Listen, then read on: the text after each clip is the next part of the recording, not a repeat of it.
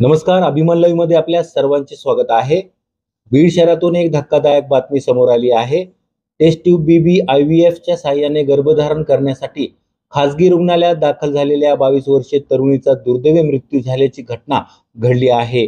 या संदर्भात मिळालेली अधिक माहिती अशी की बीड शहरातील खासगी रुग्णालयात IVF टेस्ट ट्यूब बीबीच्या साहाय्याने गर्भधारण करण्यासाठी दाखल झालेल्या सय्यद नाजमीन फयाज वय 22 वर्षे राहणार माजरसुंबा तालुका बीड ही महिला काल रविवार दिनांक 24/8/2025 रोजी बीडच्या एका खासगी रुग्णालयात दाखल झाली होती।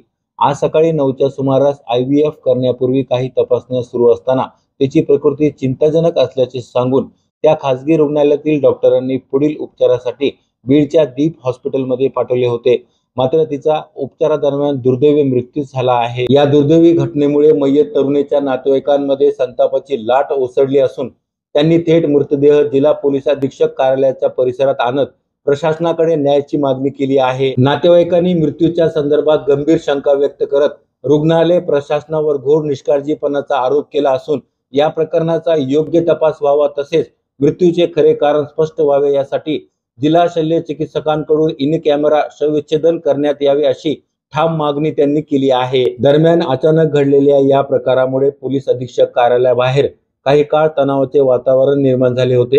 वरिष्ठ अधिकाऱ्यांनी नातेवाईकांशी समुपदेशन करत परिस्थिती नियंत्रणात आणली असून इन कॅमेरा शवविच्छेदनासाठी अंबाजोगाई येथील स्वामी रामानंद तीर्थ वैद्यकीय महाविद्यालयात पाठवणार असल्याची माहिती हाती आली आहे। रोजच्या ताज्या घडामोडी जाणून घेण्यासाठी आमच्या चॅनलला लाईक करा, सबस्क्राइब करा आणि बेल आयकॉन दाबा। अभिमान लाईव्ह साठी अमजद खान, बीड।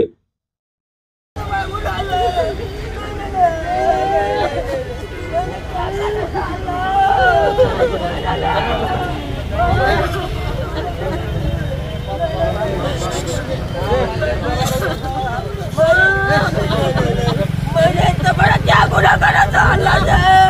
अल्लाह क्या करो मैं? नहीं अल्लाह